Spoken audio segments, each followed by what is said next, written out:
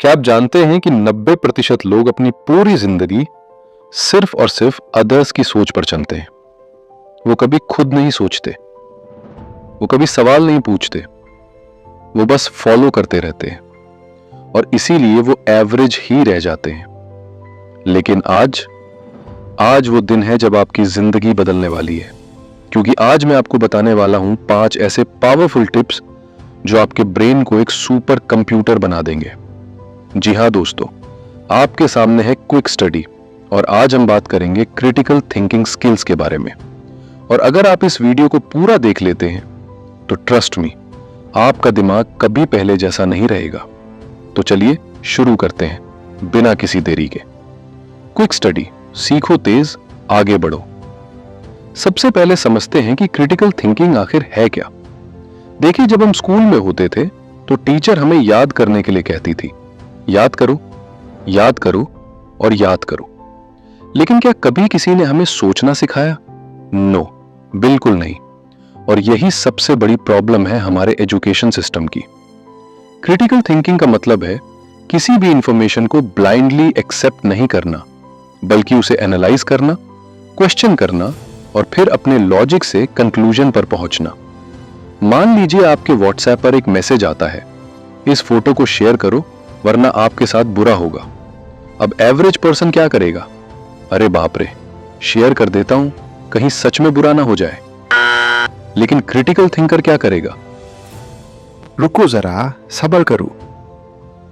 ये मैसेज कहां से आया? किसने भेजा? क्या इसमें भी प्रूफ है? क्या ये लॉजिकली पॉसिबल है? और फिर वो डिसाइड करेगा कि ये फेक है या रियल।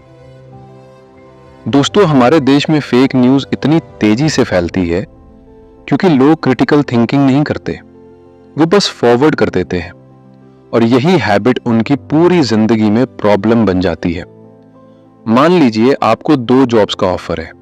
जॉब ए 50,000 रुपए महीना लेकिन ग्रोथ कम, जॉब बी 35,000 रुपए महीना लेकिन ग्रोथ ज्यादा। एवरेज पर्सन क्या चुनेगा? 50,000 वाली जॉब, क्योंकि उसने सिर्फ नंबर देखा। लेकिन क्रिटिकल थिंकर क्या करेगा?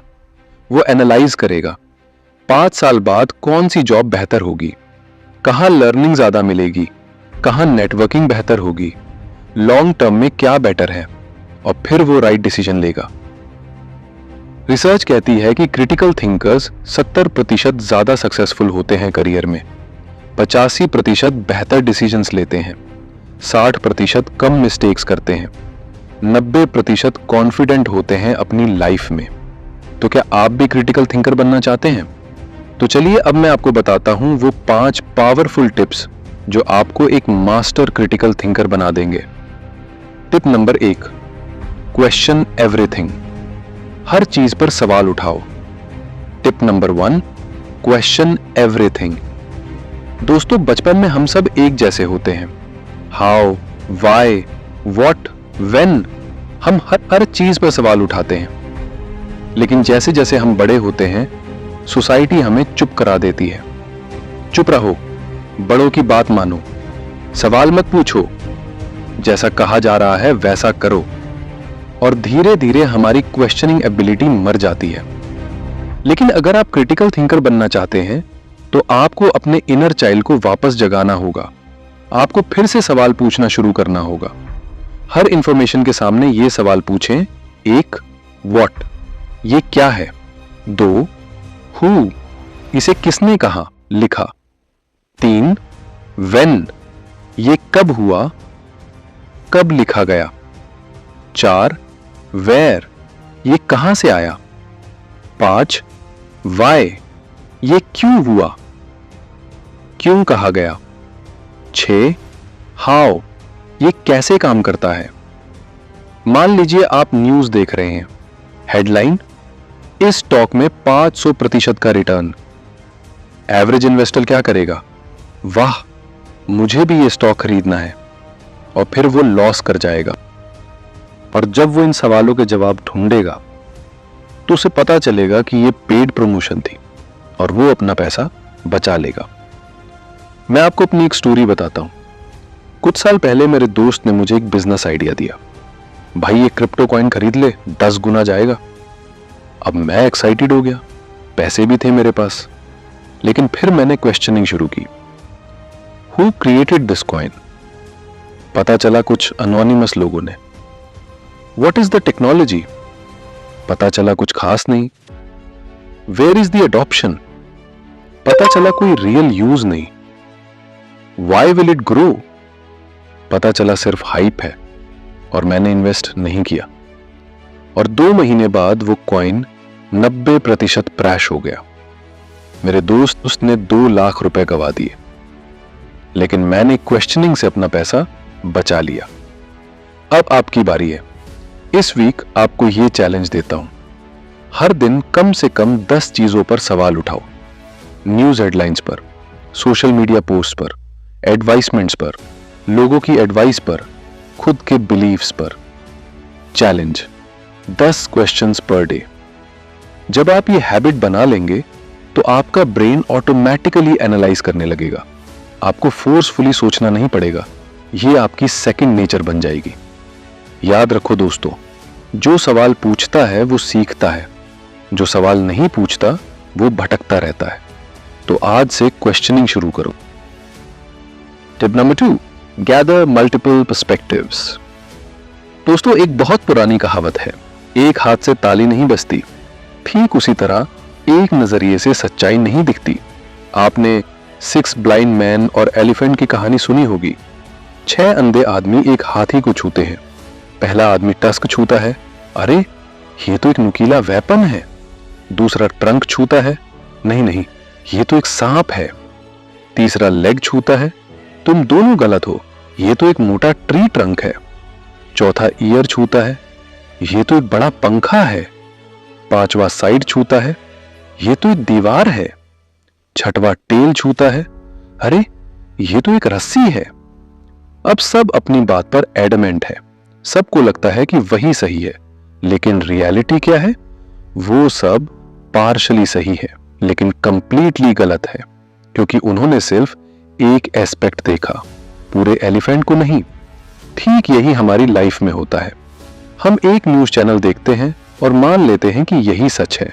हम एक पर्सन की बात सुनते हैं और मान लेते हैं कि यही सच है। हम एक बुक पढ़ते हैं और मान लेते हैं कि यही सच है, लेकिन रियलिटी में हर स्टोरी के कई साइड्स होते हैं। मान लीजिए आपको किसी कंट्री के बारे में जानना है, इंडिया के बारे में मान लीजिए। अगर आप सिर्फ वेस्टर्न मीडिया देखेंगे तो आपको लगेगा कि इंडिया में सब गरीब है, पोल्यूशन है, पॉवर्टी है। अगर आप सिर्फ बॉलीवुड मूवीज देखेंगे तो आपको लगेगा कि इंडिया में सब रिच हैं, बड़े बड़े खान हैं, लग्जरी है। अगर आप सिर्फ पॉलिटिकल स्पीचेस सुनेंगे तो आपको लगेगा कि सब परफेक्ट है या सब टेरिबल है।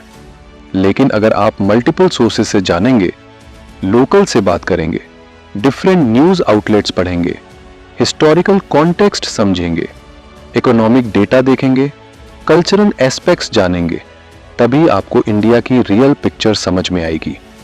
मल्टीपल पर्सपेक्टिव्स बराबर कंप्लीट पिक्चर। अब सवाल यह है, कैसे मल्टीपल पर्सपेक्टिव्स इकट्ठा करें? मैं आपको 5 तरीके बताता हूं। 1, रीड डिफरेंट सोर्सेस। अगर आप राइट लीनिंग न्यूज पढ़ते हैं तो लेफ्ट लीनिंग भी पढ़ो। अगर आप इंडियन ऑथर्स पढ़ते हैं तो फॉरेन ऑथर्स भी पढ़ो। अगर आप मॉडर्न व्यूज पढ़ते हैं तो हिस्टोरिकल व्यूज भी पढ़ो। 2, टॉक टू डिफरेंट पीपल। अलग अलग एज ग्रुप से बात करो, अलग अलग प्रोफेशंस के लोगों से बात करो, अलग अलग कल्चर्स के लोगों से बात करो, अलग अलग ओपिनियंस वाले लोगों से बात करो। 3, ट्रैवल एंड एक्सपीरियंस। अलग अलग सिटीज जाओ, अलग अलग कंट्रीज जाओ, लोकल कल्चर एक्सपीरियंस करो, खुद देखो, सुनो, समझो। 4, स्टडी हिस्ट्री। पास्ट में क्या हुआ, क्यों हुआ, क्या पैटर्न्स हैं, हिस्ट्री रिपीट होती है। 5, कंसिडर ऑपोजिट व्यूज। जो आप मानते हो उसके एग्जैक्ट ऑपोजिट क्या हो सकता है। डेविल्स एडवोकेट बनो, अपने बिलीव्स को चैलेंज करो। मान लीजिए आपको बिजनेस डिसीजन लेना है, न्यू प्रोडक्ट लॉन्च करना है। एवरेज एंटरप्रेन्योर क्या करेगा? अपने दिमाग में आइडिया आया, दोस्तों से पूछा, सबने कहा बढ़िया है और लॉन्च कर दिया, और फिर प्रोडक्ट फ्लॉप हो जाता है। लेकिन क्रिटिकल थिंकर क्या करेगा? वो मल्टीपल पर्सपेक्टिव्स लेगा, कस्टमर से पूछेगा उन्हें क्या क्या चाहिए, कॉम्पिटिटर्स देखेगा वो क्या कर रहे हैं, एक्सपर्ट से सलाह लेगा उनका एक्सपीरियंस क्या कहता है, एम्प्लॉइज से फीडबैक लेगा वो क्या सोचते हैं, क्रिटिक्स की बात सुनेगा प्रॉब्लम्स क्या हो सकती हैं, और फिर इन्फॉर्म्ड डिसीजन लेगा। स्टीव जॉब्स को याद करो, वो टेक्नोलॉजी के एक्सपर्ट थे, लेकिन वो सिर्फ टेक्नोलॉजी पर फोकस नहीं करते थे, वो आर्ट से इंस्पिरेशन लेते थे, वो डिजाइन पर फोकस करते थे, वो ह्यूमन साइकोलॉजी समझते थे, वो मार्केटिंग जानते थे, वो मल्टीपल पर्सपेक्टिव्स को कंबाइन करते थे, और इसीलिए एप्पल इतना सक्सेसफुल बना। आज से आप भी ये हैबिट बनाइए, जब भी कोई डिसीजन ले कम से कम 3 अलग पर्सपेक्टिव जरूर ले, अपना पर्सपेक्टिव, ऑपोजिट पर्सपेक्टिव और neutral perspective. Action item, before any major decision gather at least 3 different perspectives. याद रखो, जितने ज्यादा नजारिए उतनी ज्यादा क्लैरिटी। डिसीजन ले कम से कम 3 अलग पर्सपेक्टिव जरूर ले, अपना पर्सपेक्टिव, ऑपोजिट पर्सपेक्टिव और neutral perspective. Action item, before any major decision gather at least 3 different perspectives. याद रखो, जितने ज्यादा नजारिए उतनी ज्यादा clarity. Tip number 3, separate facts from opinions. तथ्य और राय को अलग करो। Number 3, tip number 3, separate facts from opinions. दोस्तों, ये टिप बहुत इंपॉर्टेंट है, क्योंकि आज के डिजिटल एज में फैक्ट्स और ओपिनियंस इतनी गालमन हो जाती हैं कि डिफरेंशिएट करना मुश्किल हो जाता है। पहले समझते हैं फैक्ट क्या होता है। फैक्ट बराबर वो जो प्रूव किया जा सकता है। फैक्ट बराबर वो जो ऑब्जेक्टिवली ट्रू है। फैक्ट बराबर वो जिसे एविडेंस से सपोर्ट किया जा सकता है। जैसे भारत की आबादी 140 करोड़ से ज्यादा है। फैक्ट। पृथ्वी सूर्य के चारों ओर घूमती है। फैक्ट। 2 + 2 = 4। फैक्ट। ओपिनियन क्या होता है? ओपिनियन बराबर व्यक्तिगत बिलीफ या जजमेंट। ओपिनियन बराबर सब्जेक्टिव होता है। ओपिनियन बराबर प्रूफ की जरूरत नहीं होती। जैसे ये मूवी बेहतरीन है, ओपिनियन। ये पॉलिटिशियन अच्छा है, ओपिनियन। चॉकलेट आइसक्रीम सबसे अच्छा है, ओपिनियन। अब देखते हैं लोग कैसे फैक्ट्स और ओपिनियंस को मिक्स कर देते हैं। स्टेटमेंट। कोरोना वायरस एक वायरस है जो स्प्रेड होता है। यह फैक्ट है, साइंस से प्रूव किया जा सकता है। लेकिन स्टेटमेंट, कोरोना वायरस सबसे खतरनाक वायरस है, यह ओपिनियन है। खतरनाक का डेफिनेशन क्या है? किसके लिए खतरनाक? किस पर्सपेक्टिव से? स्टेटमेंट। भारत 1947 में आजाद हुआ, यह फैक्ट है, हिस्टोरिकल रिकॉर्ड्स में है। लेकिन स्टेटमेंट, भारत का पार्टीशन गलत था, यह ओपिनियन है। गलत का मतलब क्या? किसके लिए गलत? ऑल्टरनेटिव क्या था? अब आप पूछेंगे, यह डिफरेंशिएट करना क्यों जरूरी है? क्योंकि फैक्ट्स पर आप डिसीजंस ले सकते हैं, ओपिनियंस पर डिसीजंस रिस्की होते हैं। मान लीजिए आप स्टॉक मार्केट में इन्वेस्ट करना चाहते हैं। फ्रेंड ए कहता है, यह कंपनी बहुत अच्छी है, इसमें इन्वेस्ट करो। यह ओपिनियन है। लेकिन क्रिटिकल थिंकर क्या करेगा? वो फैक्ट्स देखेगा, कंपनी का रेवेन्यू क्या है, प्रॉफिट मार्जिन क्या है, डेट कितना है, मार्केट शेयर क्या है, ग्रोथ रेट क्या है, और फिर डिसीजन लेगा। दोस्तों, आज के समय में आई मीडिया लिटरेसी बहुत इंपॉर्टेंट है। News channels, social media influencers सब अपनी ओपिनियंस को फैक्ट्स की तरह प्रेजेंट करते हैं। यह पॉलिसी पूरी तरह फेल है, यह ओपिनियन है। फेल का क्राइटेरिया क्या है? किसके लिए फेल है? डेटा क्या कहता है?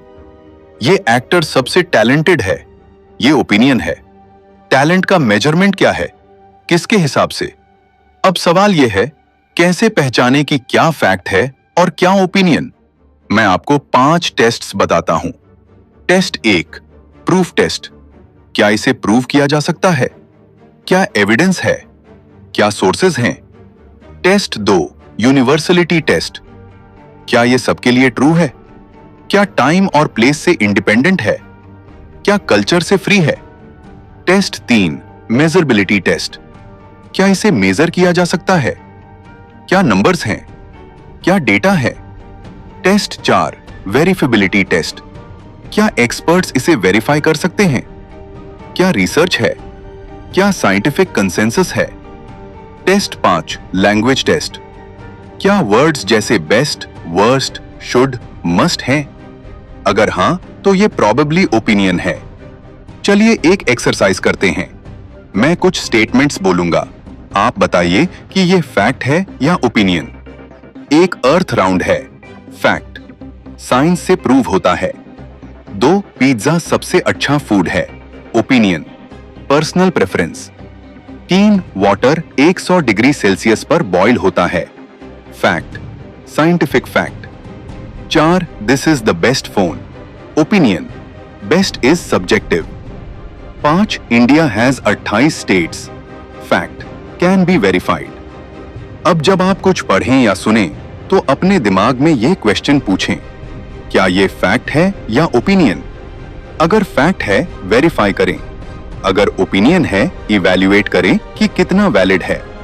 Golden rule, facts can be proven, opinions are personal believes. याद रखो दोस्तों, जो फैक्ट्स और ओपिनियंस को अलग करना जानता है वो मैनिपुलेशन से बच जाता है, और आज के वर्ल्ड में यह स्किल प्राइसलेस है। टैक्सेस कम करने से इकोनॉमी ग्रो करती है, एवरेज पर्सन। हाँ, टैक्सेस कम करो। क्रिटिकल थिंकर, किस कंट्री में वर्क किया? क्या टाइम पीरियड था? क्या अदर पॉलिसीज थी? क्या ग्लोबल कंडीशंस थे? स्टेटमेंट, सोशल मीडिया से डिप्रेशन बढ़ती है, average person. Social media ban करो। क्रिटिकल थिंकर, क्या कॉजेशन प्रूव हुई है? क्या कोरिलेशन है? क्या अदर फैक्टर्स हैं? क्या इंडिविजुअल डिफरेंसेस हैं? अब सवाल यह है, कैसे प्रॉपरली कॉज और इफेक्ट एनालाइज करें? मैं आपको 5 स्टेप मेथड बताता हूं। Step 1, identify the event. क्या हैपन हुआ? रिजल्ट क्या है? Step 2, look for immediate causes. क्या डायरेक्टली इससे पहले हुआ? ट्रिगर क्या था? Step 3, look for underline causes. Surface level से डीपर जाओ, रूट कॉज क्या है?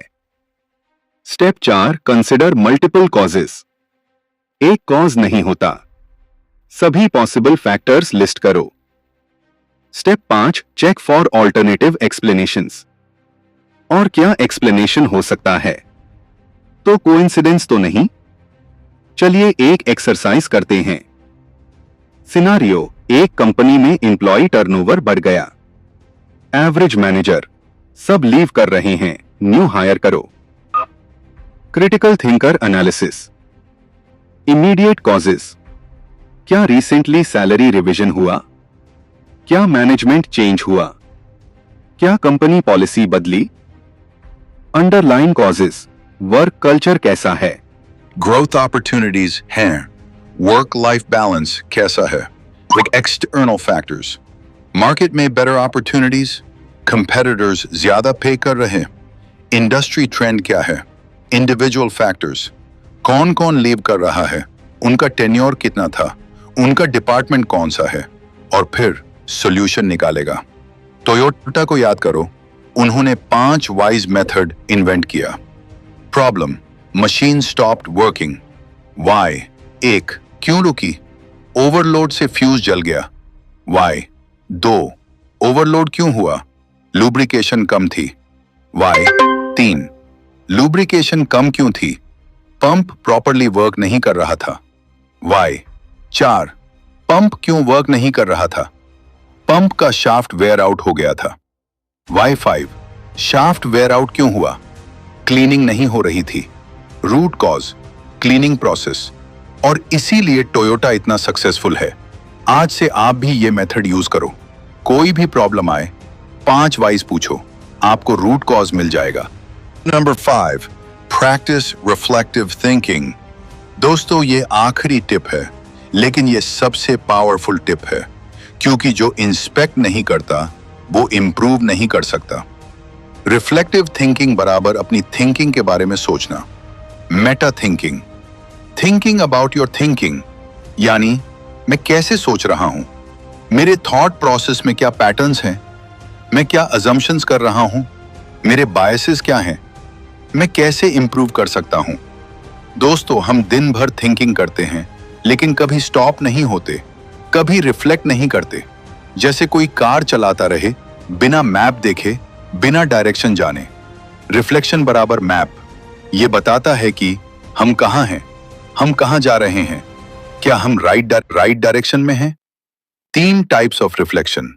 एक, रिफ्लेक्शन इन एक्शन, काम करते वक्त सोचना, रियल टाइम एडजस्टमेंट, ये काम कर रहा है या नहीं। 2, रिफ्लेक्शन ऑन एक्शन, काम के बाद सोचना, रिव्यू और एनालिसिस, मैंने क्या अच्छा किया, क्या बेहतर कर सकता था। 3, रिफ्लेक्शन फॉर एक्शन, आगे के लिए प्लानिंग, फ्यूचर इंप्रूवमेंट, अगली बार मैं क्या अलग करूंगा। अब सवाल यह है, कैसे रिफ्लेक्टिव थिंकिंग प्रैक्टिस करें। मैं आपको 7 तरीके बताता हूं। 1, डेली जर्नलिंग, हर रात 10 मिनट जर्नल लिखो। आज क्या सीखा, क्या अच्छा हुआ, क्या बेहतर हो सकता था। 2, वीकली रिव्यू, हफ्ते के एंड में रिव्यू करो, गोल्स का प्रोग्रेस क्या है, क्या ऑब्स्टिकल्स आए, नेक्स्ट वीक का प्लान क्या है। 3, मंथली रिफ्लेक्शन, महीने के एंड में deep dive, long term goals on track, habits कैसी हैं, लाइफ बैलेंस कैसा है। 4, आफ्टर एक्शन रिव्यू, AAR, किसी भी प्रोजेक्ट के बाद क्या एक्सपेक्टेड था, क्या एक्चुअली हुआ, क्यों डिफरेंस था, क्या सीखा। 5, मेडिटेशन एंड माइंडफुलनेस, रोज 10 से 15 मिनट क्वाइट टाइम, अपने थॉट्स ऑब्जर्व करो, जज मत करो, बस नोटिस करो। 6, सीक फीडबैक, दूसरों से फीडबैक लो, अपने ब्लाइंड स्पॉट्स जानो, constructive criticism welcome. 7, ask yourself tough questions, मैं क्यों ये बिलीव करता हूं, मेरे बायसेस क्या हैं, मैं क्या अवॉइड कर रहा हूं, मेरे फियर्स क्या हैं। मान लीजिए आपने एक प्रेजेंटेशन दी, एवरेज पर्सन, खत्म, अब आगे बढ़ो।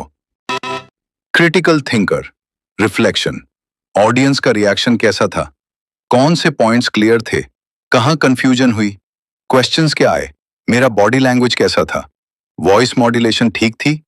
एनालिसिस, ओपनिंग स्ट्रांग था, क्लोजिंग इंपैक्टफुल था, विजुअल्स हेल्पफुल थे, टाइम मैनेजमेंट ठीक था। इंप्रूवमेंट प्लान, अगली बार ओपनिंग कैसे बेटर करूं, स्लाइड्स में क्या चेंजेस करूं, प्रैक्टिस कितनी जरूरी है, और अगली प्रेजेंटेशन और बेटर होगी। बेंजामिन फ्रैंकलिन को याद करो, उन्होंने 13 वर्च्यूज बनाए और हर रात अपने आप को रेट करते थे। वो डेली रिफ्लेक्शन करते थे और इसीलिए वो इतने सक्सेसफुल थे। मैं आपको बताता हूं, मैंने रिफ्लेक्टिव थिंकिंग कैसे शुरू की। कुछ साल पहले मैं बहुत इंपल्सिव डिसीजंस लेता था।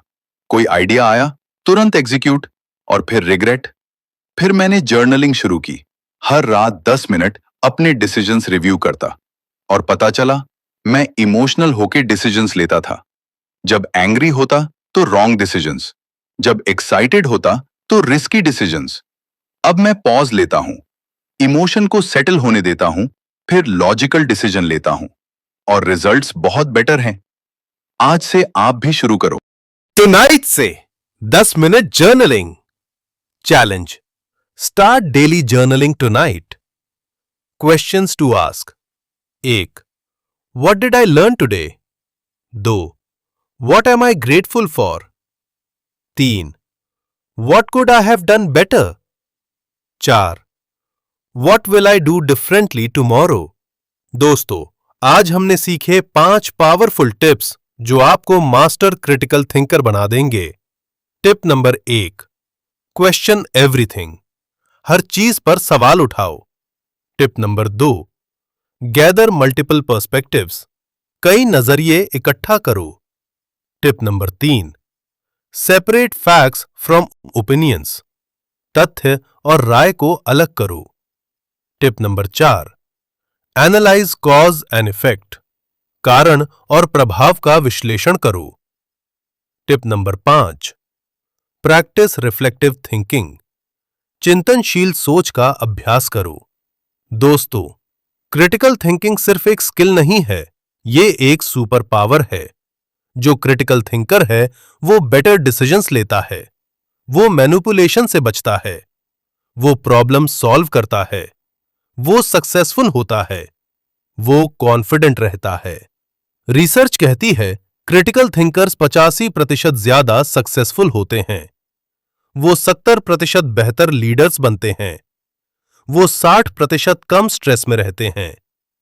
वो 90% कॉन्फिडेंट डिसीजंस लेते हैं। दोस्तों, मैंने आज जो बताया ये सिर्फ इंफॉर्मेशन नहीं है, ये ट्रांसफॉर्मेशन का टूल है। लेकिन ये तभी काम करेगा जब आप इसे अप्लाई करोगे। नॉलेज विदाउट एक्शन बराबर वेस्ट। तो आज से शुरू करो। 1. इस वीडियो को लाइक करो। 2. कमेंट में बताओ कौन सा टिप सबसे अच्छा लगा। शेयर करो अपने दोस्तों के साथ। 4. सब्सक्राइब करो क्विक स्टडी को। और हां, नोटिफिकेशन बेल दबाना मत भूलना, क्योंकि हम ऐसे ही पावरफुल वीडियोस लाते रहेंगे। याद रखो दोस्तों, एवरेज लोग इंफॉर्मेशन कंज्यूम करते हैं, स्मार्ट लोग नॉलेज अप्लाई करते हैं, जीनियस लोग क्रिटिकल थिंकिंग डेवलप करते हैं। और आप जीनियस बनना चाहते हो, इसीलिए आप यहां हो। तो आज से think different, think critical, think success.